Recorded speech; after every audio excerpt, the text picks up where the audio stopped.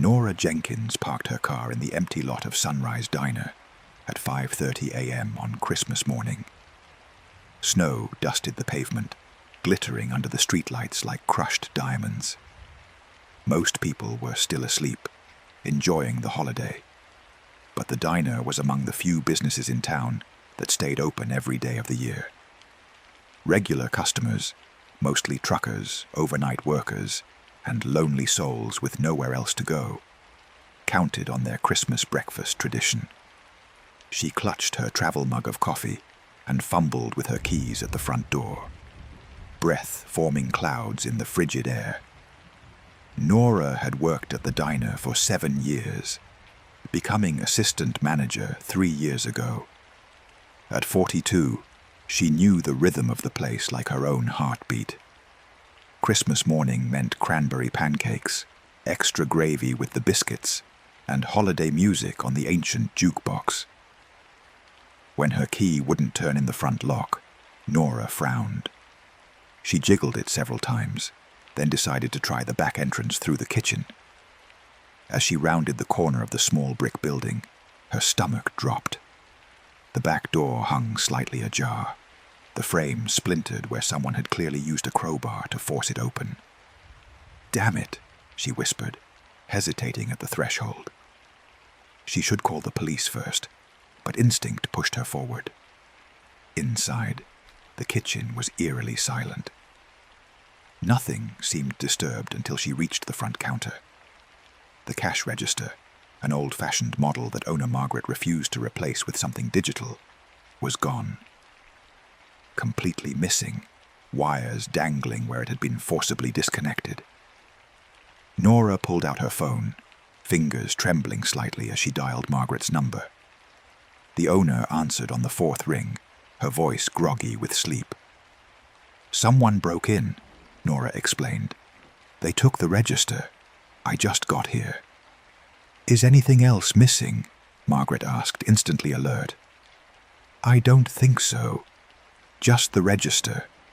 There wasn't much in it, maybe 200 in small bills for the morning float." "Call the police," Margaret instructed. "I'll be there in 20 minutes. Nora had just ended the call when she heard a car door slam outside. Peering through the blinds, she recognized the battered Honda belonging to Jamie Collins, their newest server. The 19-year-old had only been working at Sunrise for about 2 months. He wasn't scheduled until 7 a.m., more than an hour away. Jamie pushed through the front door, looking startled when he saw Nora standing there. His cheeks were flushed, despite the cold, and a light sheen of sweat glistened on his forehead. "Why is it so dark in here?" he asked, glancing around nervously. "And why aren't the doors locked?" "Someone broke in last night," Nora replied, watching his face carefully. "The cash register is gone." Jamie's eyes widened. "Seriously? That's crazy. What are you doing here so early? You're not on until 7. He shrugged, avoiding her gaze. "Couldn't sleep. Figured I'd come in and maybe help with prep." He moved toward the break room.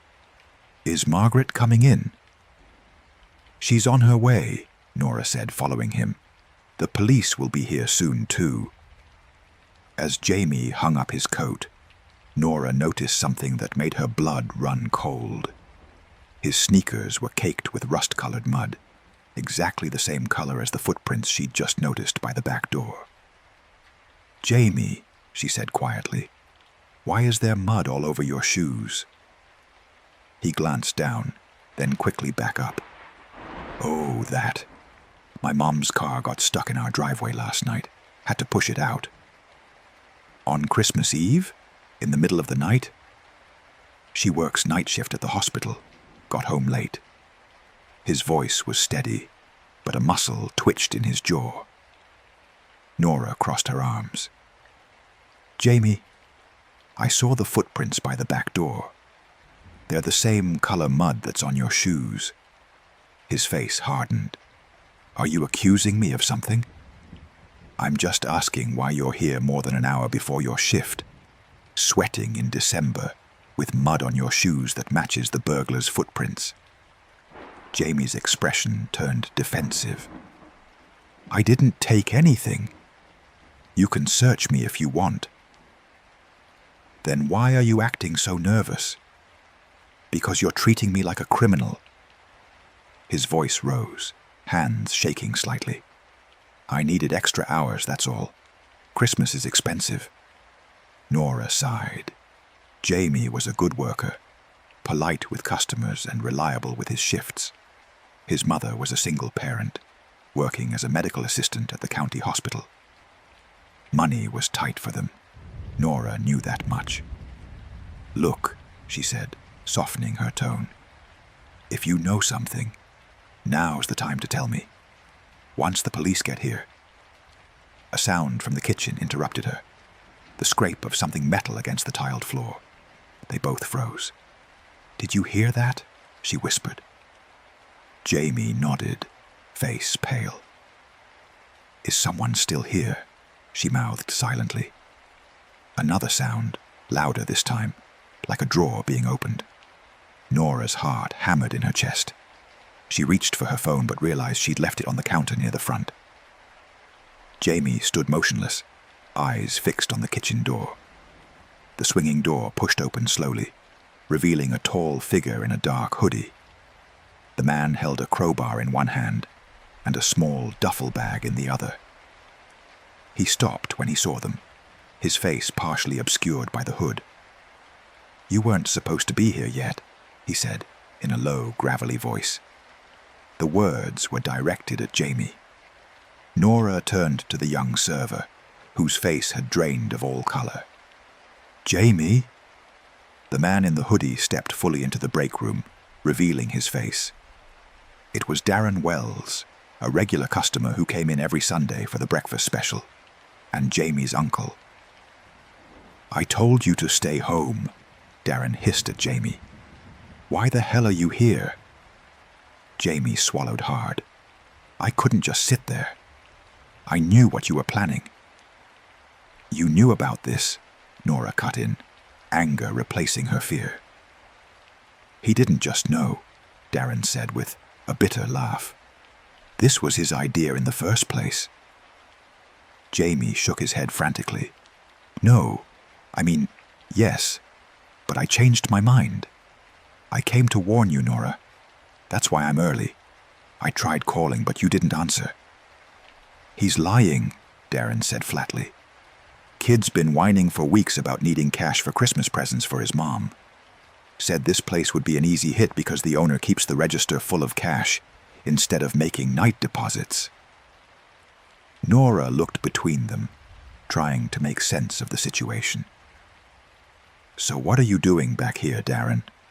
You already took the register. Came back for the safe, he said, lifting the crowbar slightly. Jamie said it's under the counter and has the holiday weekend cash. I did tell him that, Jamie admitted, voice barely audible. But last night, I called and told him I was out. He said he'd do it without me. Darren snorted. And then you got cold feet and decided to come warn your boss.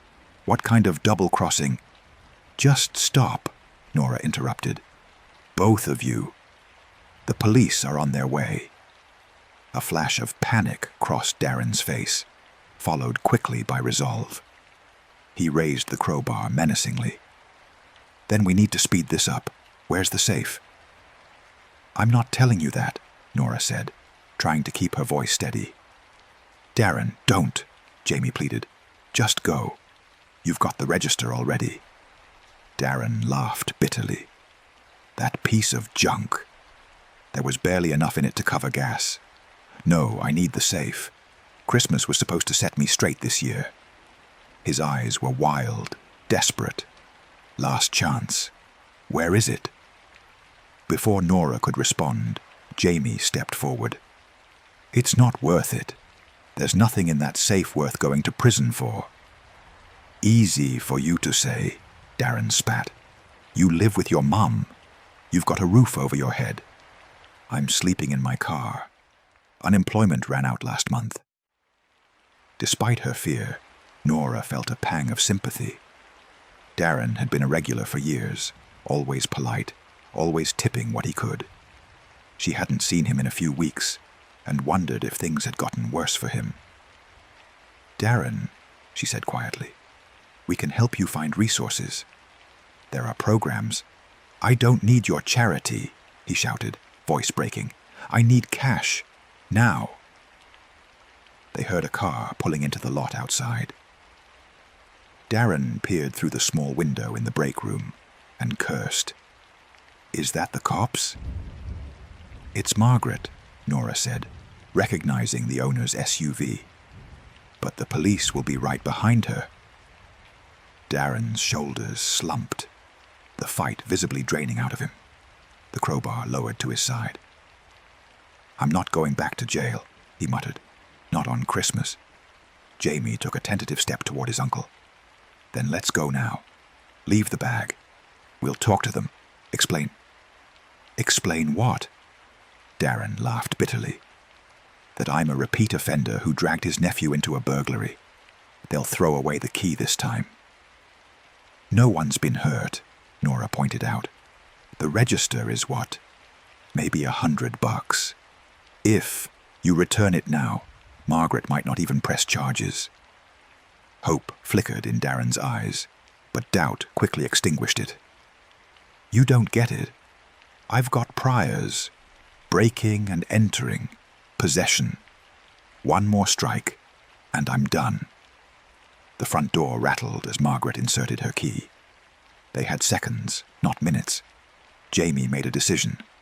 "Go out the back now. I'll tell them I came early and interrupted whoever did this, that they ran off." "No," Nora said firmly. "That's not—" "Please," Jamie begged, turning to her with tears in his eyes. "He's the only family my mom has left. She can't lose him too." Nora looked at the terrified man before her, clutching a crowbar he no longer had the will to use as a weapon. She thought about her own brother, who'd struggled with addiction for years before finally getting clean. How many second chances had he needed? "The register," she said to Darren. "Where is it?" "In my trunk." "Get it. Bring it to the back door. Leave it there and go. I'll tell Margaret I scared off the burglar, but they dropped the register while escaping." Relief flooded Darren's face. "Why would you—" "Because it's Christmas," she said simply. "And because Jamie's a good kid who made a mistake. But this is it. Your only chance. If I ever see you doing anything like this again—" "You won't," he promised, backing toward the kitchen. "Thank you." 30 seconds, she warned. "Then Margaret will be inside." Darren disappeared through the kitchen door.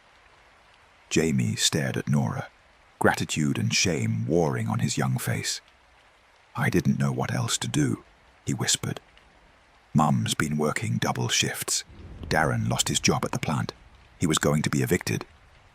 "I understand helping family," Nora cut him off, "but this isn't the way. After today, you need to make this right."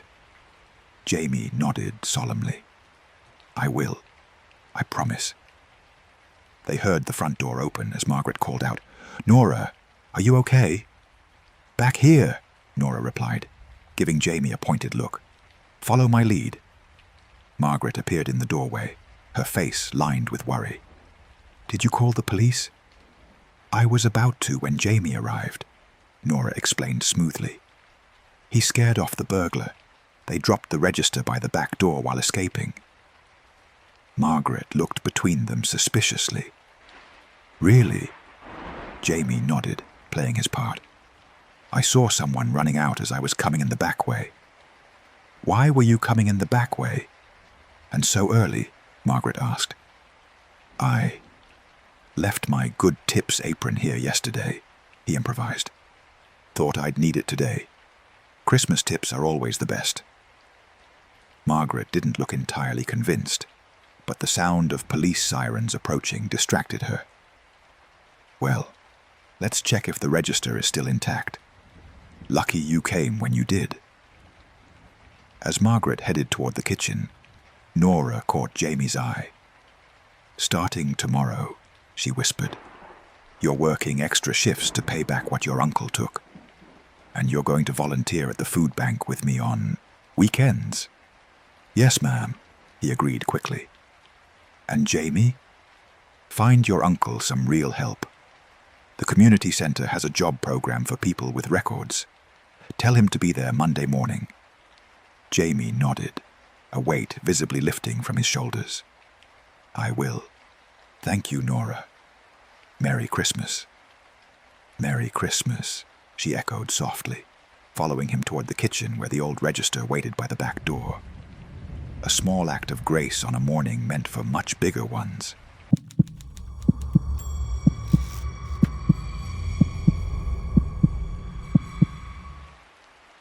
The windshield wipers battled against the relentless sleet as Trevor Smith squinted through the foggy glass. Interstate 90 stretched before him like a dark ribbon, cutting through the snow-covered landscape between Seattle and Spokane. He'd promised his mother he would arrive by dinner time, but the storm was slowing him down. Still, making the 6-hour drive on December 23rd seemed better than facing Christmas Eve traffic tomorrow. Trevor adjusted the heat and checked his GPS. Another 2 hours to go. His phone buzzed with a text from his dad. "Roads getting bad. Drive safe." Trevor smiled. Dad never failed to worry, even though Trevor was 32 and had made this drive countless times. That's when he saw her, a small figure illuminated by his headlights, waving frantically beside a sedan tilted awkwardly on the shoulder. The car's hazard lights blinked pathetically through the worsening storm. Trevor instinctively eased his foot off the accelerator. He shouldn't stop. He was already running late, and picking up strangers wasn't the smartest idea these days. But it was below freezing, getting dark, and they were at least 30 miles from the next town. "Damn it," he muttered, signaling and pulling onto the shoulder. He rolled down his window just enough to call out, "Need some help?" The woman hurried toward him, huddled in a thin jacket that seemed woefully inadequate for the weather. She appeared to be in her 30s, with shoulder-length brown hair, now matted against her face from the sleet. "Oh, thank God," she said, her breath forming clouds in the frigid air. "My tire blew out, and I've been trying to get a signal for almost an hour. Nobody's stopping." Trevor glanced at her car. Sure enough, the back tire was completely flat. "Do you have a spare?" he asked. She shook her head, hugging herself tighter. "Used it last month and never got around to replacing it. Stupid, I know." Her teeth were chattering now. "I'd be so grateful if you could just take me to the next town. I can call for a tow from there." Trevor hesitated. Every instinct told him to be cautious, but leaving her here in this weather seemed cruel.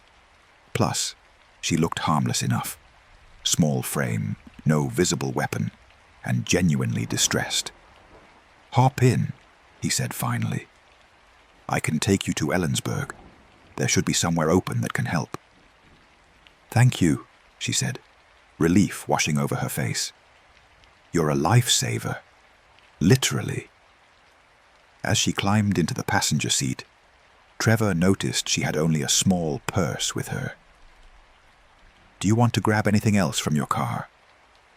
"No need. Everything important is right here." She patted her purse. "I'm Jennifer, by the way." "Trevor," he replied, pulling carefully back onto the highway. "Heading to Spokane to see my parents for Christmas." "That's nice," she said, rubbing her hands together in front of the heater vent. "Family is important, especially around the holidays." The car settled into a comfortable silence as they drove. Trevor turned the radio down slightly. It had been playing Christmas songs non-stop, and asked, "So what brings you out on these roads in this weather?" "Visiting my sister in Moses Lake," Jennifer said. "She just had a baby." and I wanted to surprise her for Christmas." "Congratulations on becoming an aunt," Trevor said, keeping his eyes on the increasingly slippery road. "Thanks. It's her third, actually. But the first boy." Trevor nodded, making small talk about the weather and road conditions as they continued east. The storm was intensifying, and fewer cars passed them now. He mentioned that the roads would likely be better once they got past the Cascade Mountains. After about 20 minutes, Trevor noticed Jennifer staring at him with an odd intensity. "Is everything okay?" he asked. "Yes, sorry," she said, looking away quickly. "Just grateful you stopped. Not many would these days." "No problem, Lisa. Happy to help." She stiffened slightly. "It's Jennifer." "Right. Sorry," Trevor said, feeling embarrassed. "Jennifer," got confused for a second. An uncomfortable silence filled the car. Trevor tried to recall if he'd misheard her earlier. He was certain she had introduced herself as Jennifer, but something about her reaction seemed off. "So," he said, trying to reset the conversation, "you said your sister lives in Moses Lake." "Yes," Jennifer nodded. Then she frowned slightly. "Well, actually she's just outside of Moses Lake, small town called Warden." Trevor nodded, though something nagged at his memory. Hadn't she mentioned a different destination earlier? He couldn't quite recall. "And you're coming from Seattle?" he asked casually. "Tacoma, actually," she said. "I work at the hospital there, nursing." But Trevor distinctly remembered her saying something about Portland when they first started driving. He glanced at her profile as she stared out the passenger window. Her earlier panic seemed to have subsided, replaced by an alertness that hadn't been there before. "Must be nice to have the holidays off," he commented. "Hospitals are usually all hands on deck this time of year." "I put in my time over Thanksgiving," she replied smoothly. "Traded shifts with a colleague." Trevor nodded, but his mind was racing now. He distinctly remembered her saying something about being a teacher when she first got in the car. Or had she?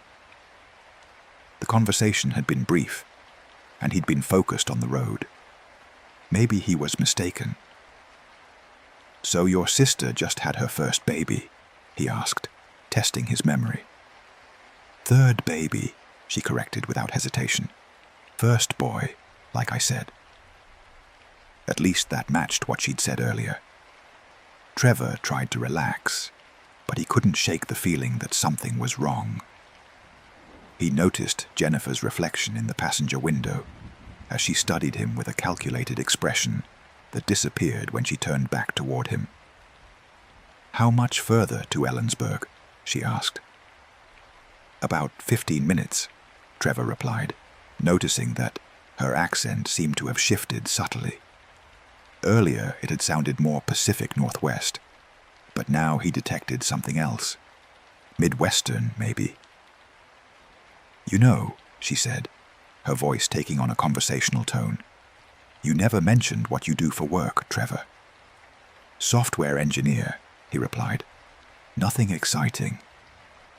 "That's interesting," she said, leaning slightly closer. "My brother's in tech too. Good money, he says. You probably do pretty well for yourself." The comment struck Trevor as odd, not something strangers typically discussed. "It pays the bills," he said noncommittally. "So your parents," she continued, "they live in Spokane proper, or outside the city?" Trevor felt a prickle of unease. "In the city," he said vaguely. "And they're expecting you tonight specifically, or just sometime for the holidays?"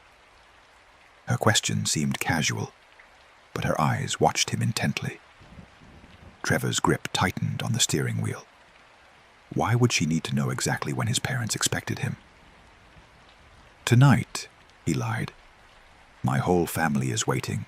Parents, siblings, the whole crew. We check in if we're running late. They're probably wondering where I am right now, actually." He reached for his phone as if to demonstrate, but Jennifer's hand shot out, touching his arm. "No need to drive distracted," she said quickly. "The roads are bad enough." Trevor nodded, but his heart was pounding now. Something was very wrong. He thought about the inconsistencies, Portland versus Tacoma, teacher versus nurse, the confusion about her name, and now these probing questions about his family and whether anyone was expecting him. "Jennifer," he said carefully, "did you say your car broke down due to a flat tire?" She nodded. Right rear tire, completely shredded. "That's odd," Trevor said, keeping his voice even, "because I could have sworn I saw a broken fan belt when we were standing there." It was a complete fabrication. He hadn't noticed any such thing, but her reaction told him everything. She didn't miss a beat. "Oh, that too," she said smoothly. "The tire blew first, and when I pulled over, I heard the fan belt snap. Just not my day, I guess." Trevor's pulse quickened. There was no fan belt issue. She was lying. His mind raced through possibilities, none of them good. Was this a robbery setup? Was someone following them? He checked his rearview mirror but saw only empty highway behind them. "We're almost to Ellensburg," he said, trying to keep his voice steady. "Where should I drop you? Police station, hospital, or maybe a specific garage, you know?" Jennifer's demeanor changed subtly. "Just the nearest gas station would be fine." Trevor nodded, but his mind was working frantically. He needed to get to safety without alerting her that he was suspicious. Up ahead, he saw signs for the Ellensburg exit, and beyond that, blue and white lights flashed through the sleet. A state trooper had someone pulled over. "So, did you say your sister's baby was born last week?" Trevor asked, one final test. "2 weeks ago," Jennifer replied, then immediately frowned as if catching herself. "Well, 10 days to be exact." But she had specifically mentioned just had a baby when she first got in the car. The inconsistencies were piling up too high to ignore. Trevor made a split-second decision. Without signaling, he suddenly swerved toward the exit ramp, then hit his brakes hard, coming to a skidding stop about 50 yards from the state trooper's vehicle. "What are you doing?" Jennifer demanded, her voice sharp now, all pretense of gratitude gone. "Sorry," Trevor said, feigning confusion. "I thought this was our exit. My mistake." But instead of continuing, he put the car in park and reached for his door handle. "Actually, I'm feeling really lightheaded all of a sudden. Must be the stress of the drive. I need some air." "We don't have time for this," Jennifer snapped, her hand moving to her purse. "Just drive to the next exit." "I really need to stretch my legs," Trevor insisted, opening his door and stepping out into the sleet before she could stop him.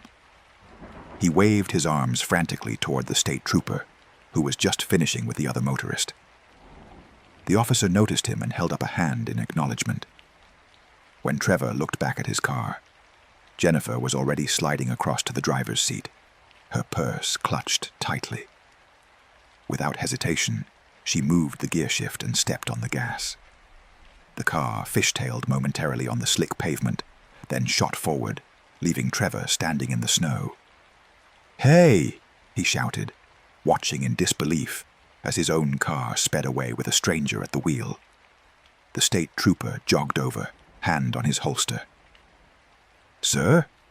What's going on?" Trevor couldn't take his eyes off his disappearing taillights. "I think I just avoided something very bad," he said, his voice shaking slightly. Later, at the Ellensburg police station, the officer informed Trevor that his description matched a woman wanted in connection with several robbery homicides across the Pacific Northwest. In each case, the victim had been a solo male traveler who had stopped to help what appeared to be a stranded motorist. Their bodies were typically found days later, miles from any highway. As Trevor called his parents to explain why he'd be late, and why he'd be arriving by bus rather than in his own car, he couldn't stop shaking.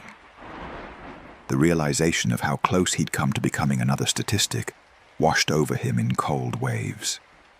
Whatever her real name was, Jennifer had picked the wrong person to manipulate that night.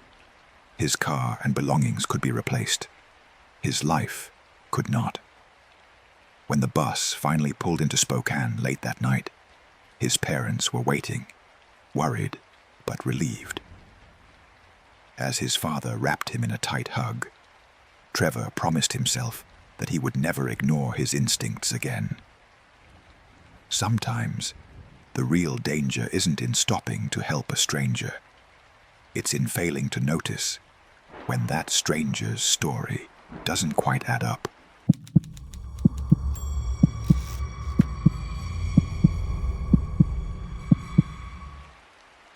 Alicia Reyes adjusted the small plastic Christmas tree on the counter, its blinking lights the only festive touch in the fluorescent glare of the quick-stop gas station. The clock read 11:37 p.m. Christmas night. While families across the city were finishing their holiday dinners or unwrapping last-minute gifts, Alicia stood alone behind the scratched plexiglass counter, counting the hours until her shift ended at 6 a.m. She hadn't minded volunteering for the holiday shift. Time and a half pay would help cover her younger brother's community college textbooks next semester. Besides, her mother and siblings wouldn't celebrate until tomorrow, when her aunt's family could join them. Working Christmas night at the 24-hour gas station on the edge of town seemed like a reasonable trade-off. Feliz Navidad, she murmured to herself, scrolling through the handful of family photos her mother had texted earlier. Everyone around the table, saving her a plate. The electronic door chime startled her. At this hour on Christmas, customers were rare, usually just travelers passing through or locals who had run out of cigarettes or beer. Alicia straightened her quick-stop vest and looked up with her customer service smile. A man in a gray hoodie entered, his face partially obscured by the hood pulled low. Average height, average build. Nothing particularly notable, except for his deliberate movements and the way his eyes immediately found hers across the store. He nodded slightly, then walked to the refrigerated section. Alicia watched him through the security mirror, mounted in the corner. Something about his demeanor triggered a subtle warning in the back of her mind. He wasn't browsing like a typical customer. His movements were too purposeful, his attention too focused. He selected a single energy drink, then wandered through 2 more aisles before approaching the counter with just that item. "Cold night," Alicia said conversationally, scanning the drink. "Yeah," he replied, voice soft but tense. He glanced behind him, then at the cameras mounted near the ceiling. "You working alone tonight?"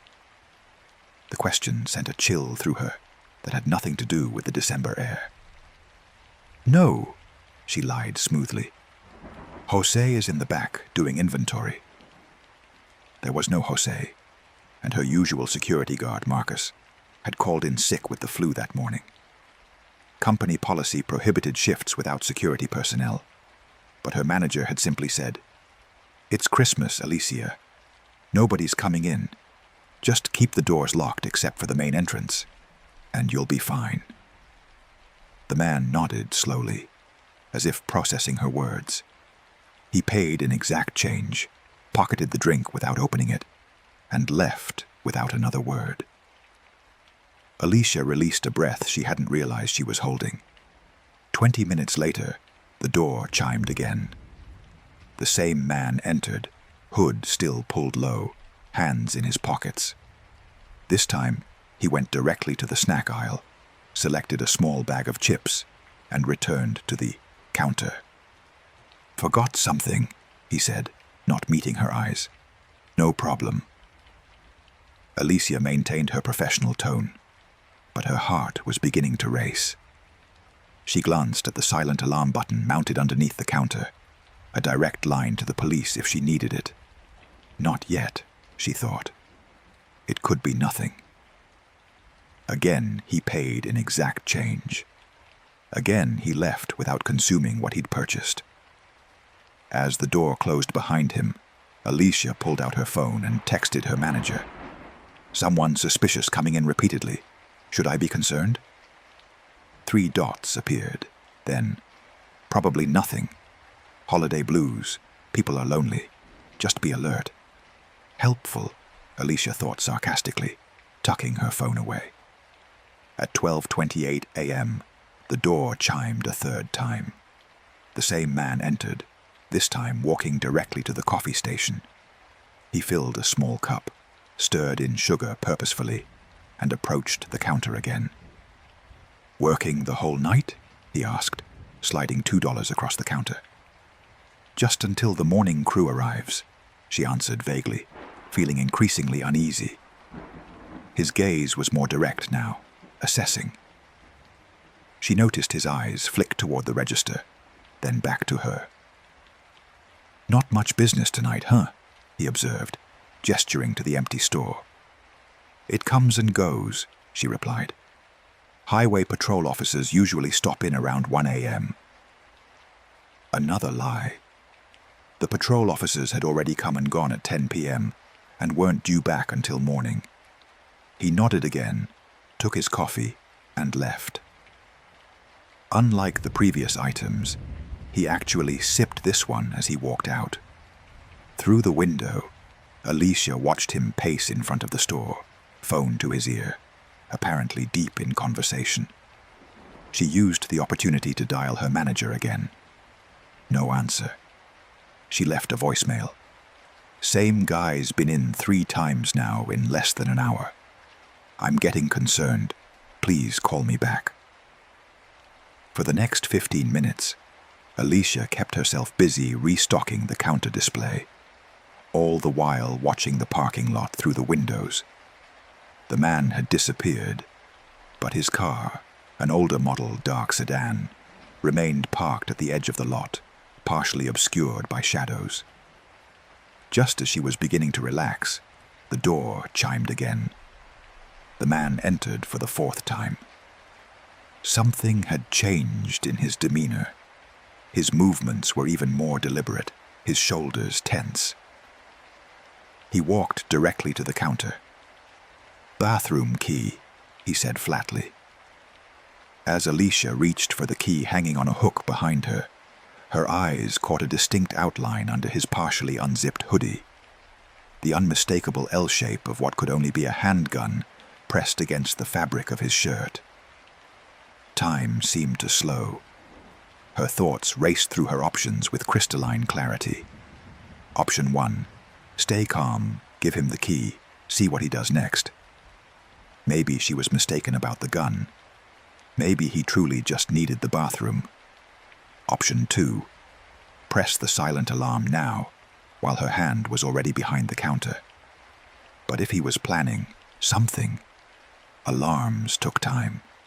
Police response in this remote location could be 15 minutes or more. Option 3, make an excuse to step away and try to lock the front door, trapping him inside, but keeping others out. Risky. He might react violently if he realized what she was doing. Her training flashed through her mind. Your life is worth more than anything in that register. Alicia made her decision. In one fluid motion, she grabbed the bathroom key with her right hand, while her left thumb discreetly pressed the silent alarm button. The small red light beneath the counter blinked once, confirming the signal had been sent. "Here you go," she said, sliding the key across the counter, her voice remarkably steady. "Bathroom's at the back, past the chip aisle." He took the key without a word and walked toward the bathroom, his back to her. Alicia watched in the security mirror as he reached the bathroom door, unlocked it, and stepped inside. The moment he was out of sight, she moved quickly. She couldn't leave the register area. Store policy and common sense dictated that, but she could prepare. She pulled out her phone and texted her location to her brother, along with, "Police coming to store, suspicious customer, may have weapon." She then opened the drawer where the panic button instructions were kept, reviewing the notification system. According to the laminated card, police had been alerted and her manager notified automatically. Alicia estimated she had about 2 minutes before he emerged from the bathroom. She used that time to clear unnecessary items from the counter, creating a clearer barrier between herself and the customer area. She also pressed the button that would save and mark the current security camera footage, ensuring it wouldn't be overwritten in the system's 4-hour loop. When the bathroom door opened a minute later, Alicia had positioned herself at the register, appearing normal but standing slightly farther back than usual, the counter between them. The man approached slowly, bathroom key in hand. His expression had changed. There was a new intensity to his gaze, a tightness around his mouth. He placed the key on the counter, but didn't immediately remove his hand. "Pretty quiet night," he said again. "Nobody's coming in, are they?" "Like I said, it varies." Alicia maintained eye contact, refusing to show fear.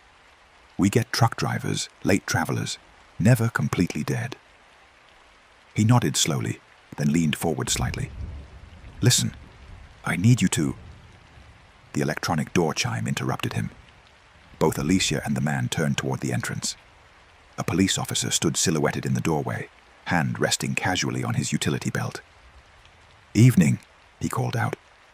"Just stopping in for coffee. Mighty cold tonight." The man straightened immediately, his body language shifting. His hand moved slightly, adjusting his hoodie. "I was just leaving," he muttered, turning away from the counter. "No problem, sir," the officer replied, moving toward the coffee station while maintaining a clear line of sight on both of them.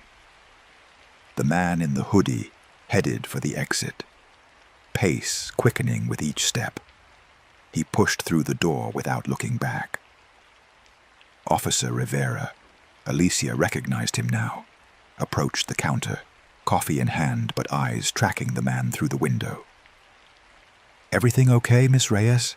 he asked quietly, using her name from her badge. "Silent alarm," she replied in an equally low voice. "He came in 4 times in less than an hour. Last time I saw what looked like a gun under his jacket." Rivera nodded, setting down his coffee. "My partner's watching him in the parking lot. Did he threaten you directly?" "No, but he kept asking if I was alone, watching the register." Rivera pressed his radio. "Gonzalez. Subject is approaching his vehicle, dark sedan at the east end of the lot. Keep visual, but don't engage yet." Through the window, Alicia watched the man hesitate by his car, looking back at the store. When he spotted the police cruiser now visible at the edge of the lot, he made a quick decision, getting into his sedan and pulling away with slightly too much speed. "They're following him," Rivera explained, noting the second cruiser pulling out behind the sedan. "We'll need your statement, but first, is there somewhere else you can work tonight? Maybe a manager can come in." Alicia's phone buzzed with a text from her manager. "On my way, 20 minutes. "Yes," she replied. "My manager's coming." Later, after giving her statement and reviewing security footage with the officers, Alicia learned they had pulled the man over 2 miles from the station. They found the gun, real, loaded, with the serial number filed off, along with a ski mask in the glove compartment. When confronted, he broke down, admitting he'd been driving around looking for an easy target, desperate for cash after losing his job 3 months earlier. "Your multiple mentions of other people coming in," Security, police, plus that silent alarm timing might have saved more than just the cash register, Officer Rivera told her. Quick thinking. Alicia's manager arrived, apologetic and shaken, immediately offering her the next 3 days off with pay. As she gathered her things to leave, Alicia glanced at the small plastic Christmas tree, still blinking steadily on the counter. She had almost forgotten it was Christmas. Now, wrapping her coat tightly around herself and stepping into the cold night air under Rivera's watchful eye, the meaning of the holiday, being safe, being alive, having family waiting, hit her with unexpected force. Tomorrow, she would sit at her mother's table, eat the plate they had saved for her, and hug her little brother a bit longer than usual. Tonight had been a reminder that some gifts can't be wrapped, like intuition, quick thinking, and officers who arrive exactly when needed.